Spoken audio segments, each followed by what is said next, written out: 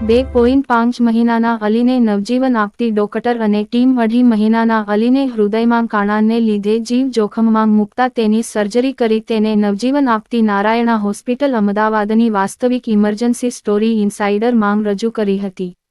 નારાયણા હેલ્થે તાજેતરમાં જીઓ ટીવી પર એક શક્તિશાળી નવી તબીબી દસ્તાવેજ શ્રેણી ઇનસાઇડરને લોકો સમક્ષ રજૂ કરી, જેમાં તબીબો અને તેમની ટીમે કટોકટીઓ પર પ્રમાણિક દેખાવ પ્રદાન કરે છે, જે દર્દીઓની વાસ્તવિક વાર્તાઓ શેર કરે છે જેમણે જીવલેણ પરિસ્થિતિઓનો સામનો કર્યો હતો। અહીં અમદાવાદનો એક અસાધારણ કિસ્સો દર્શાવવામાં આવ્યો છે જે માતા અને તેના શિશુની કરુણ યાત્રાને પ્રકાશિત કરે છે। આ પ્રેરણાદાયી વાર્તાની ઉજવણી અને પ્રદર્શિત કરવા માટે નારાયણા હોસ્પિટલ, અમદાવાદે અમદાવાદ મેડિકલ એસોસિએશન AMA ના સમર્થન સાથે એક વિશિષ્ટ કાર્યક્રમનું આયોજન કર્યું હતું। આ કાર્યક્રમમાં આદરણીય મહેમાનો ડોક્ટર તુષાર પટેલ AMA ના પ્રમુખ અને ડોક્ટર ઉર્વેશ શાહ AMA ના માનદ સચિવ હતા। ઉપસ્થિતોમાં તબીબી વ્યાવસાયિકો, કોર્પોરેટ પ્રતિનિધિઓ, વીમા વડાઓ અને હિંમતવાન માતા પિતાનો સમાવેશ થાય છે। અલી નામનું બાળક હૃદય અને કિડનીની ગંભીર સમસ્યાઓ સાથે જન્મ્યું હતું અને શરૂઆતમાં 25 દિવસ સુધી અન્ય હોસ્પિટલમાં વેન્ટિલેટર પર જીવિત રહેવા માટે લડ્યું હતું। પરિસ્થિતિના ગંભીર સ્વરૂપને ઓળખીને બાળકને તાત્કાલિક અમદાવાદની નારાયણા હોસ્પિટલમાં ખસેડવામાં આવ્યો હતો। અહીં ઇમરજન્સી સર્જરી ઝડપથી કરવામાં આવી, આખરે બાળકનો જીવ બચી ગયો। जी सर, खास કરીને જે એક્સપિરિયન્સ જે હાર્ટ સર્જરી મારું નામ ડોક્ટર અતુલ મસલેકર છે। હું નારાયણ વિદ્યાલયમાં 2012થી કાર્યરત છું as a senior consultant heart surgery બાબત। હું બાળકોનો અને એડલ્ટ બંનેનો ઓપરેશન કરું છું। હવે અલીનો જ્યારે અમારી પાસે પહેલો રેફરન્સ આવ્યો તો એક 3.4 કિલોનો બાળક જે ઓલરેડી જન્મથી 2 વાર વેન્ટિલેટર પર હતો અને અત્યારે પણ જ્યારે અમને રેફરન્સ આવ્યો તો વેન્ટિલેટર પર હતો, એક ન્યુનેટલ આઈસીયુની અંદર। એને ફેફસામાં તકલીફ હતી, એને કિડનીની તકલીફ હતી અને હાર્ટની અંદર એક મોટો હોલ હતો। તો એ જે બાળક અમારી પાસે જ્યારે રેફરન્સ આવ્યો, પીડિયાટ્રિક કાર્ડિયોલોજીસ્ટે રેફર કર્યો કે ભાઈ અલીને હવે વેન્ટિલેટરથી છૂટવામાં એક જ આન્સર છે કે એને ઓપન હાર્ટ સર્જરી કરીને એ કાણો બંધ કરો। કાણો શું કરે કે ફેફસાની અંદર વધારે પડતું બ્લડ શન્ટિંગ કરે।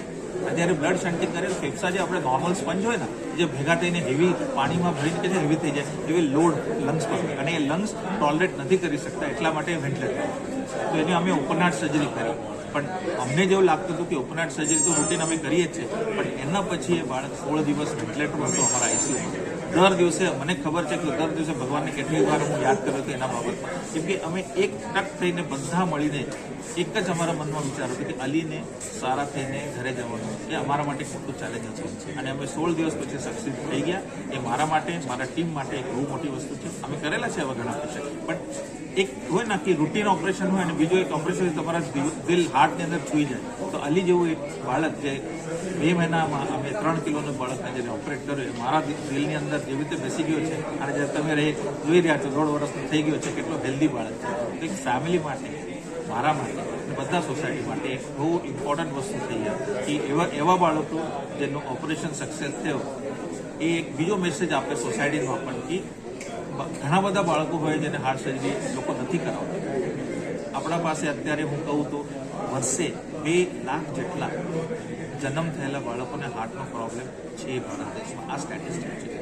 અને એમાંથી 50,000 થી 60,000 એવા બાળક હોય છે જેને વર્ષે ઇમરજન્સી સર્જરી થાય, પણ બાકીના બાળકો છે હજી સુધી ગામડામાં જે રહે છે, જે સોશિયલ રીઝન્સ કહો, ફાઇનાન્શિયલ રીઝન્સ કહો, એના કારણે ઓપરેશન નથી થતી, તો બાળક કંઈ ના કંઈ આગળ જઈને એની અકસ્માત મોત થાય યા તો ગ્રોથ નથી થતી। એ જ જે ટ્રીટમેન્ટ અત્યારે ગવર્મેન્ટ કરી રહી છે, આયુષ્માન ભારતની અંદર કવર થઈ રહ્યા છે। 10 વર્ષ પહેલાં કુલ 25 ના 30 જ હોસ્પિટલ હતા જેમાં બાળકોનો હાર્ટ સર્જરી થતી હતી। અત્યારે 200-300 હોસ્પિટલ એવા છે જે બાળકોનો હાર્ટ સર્જરી કરે છે। અત્યારે અમદાવાદની અંદર તમે જીવન મહેતા એક મોટી છે, અમે લોકો કરીએ છીએ। અહીંયા અમદાવાદથી દૂર 40 કિલોમીટર સત્યસાઈ હોસ્પિટલ કાસંદ્રામાં છે, એ પણ કરે છે। તો એવા ઇન્સ્ટિટ્યુશન્સ હવે આવ્યા છે અને બાળકોને ટ્રીટમેન્ટ કરે છે અને નાના બાળકો એ આપણા ભારત દેશના મોટા ફ્યુચર છે, તો એને અત્યારથી જ આપણે એવી રીતે ટ્રીટમેન્ટ કરીશું, એનો કરેક્ટ કરીશું તો આ જ ફ્યુચર થવાનું છે।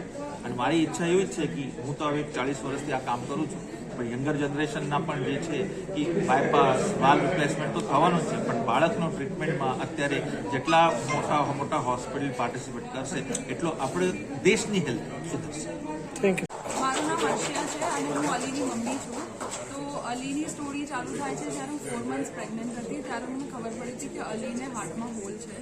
અને એના પછી મારું જ્યારે 8 મંથનું સ્કેન થયું ત્યારે મને ખબર પડી કે એને સ્મોલ કિડનીઝ પણ છે. તો બી અમે અલીને શેઠ હોસ્પિટલમાં એનો જન્મ થયો. એના ત્યારબાદ તરત જ એને NICU સપોર્ટ જરૂર પડી. તો એ વેન્ટિલેટર પર હતો 3 દિવસ ત્યાં આગળ. ટોટલ ત્યાં અલી સ્ટે કર્યો 11 ડેઝ.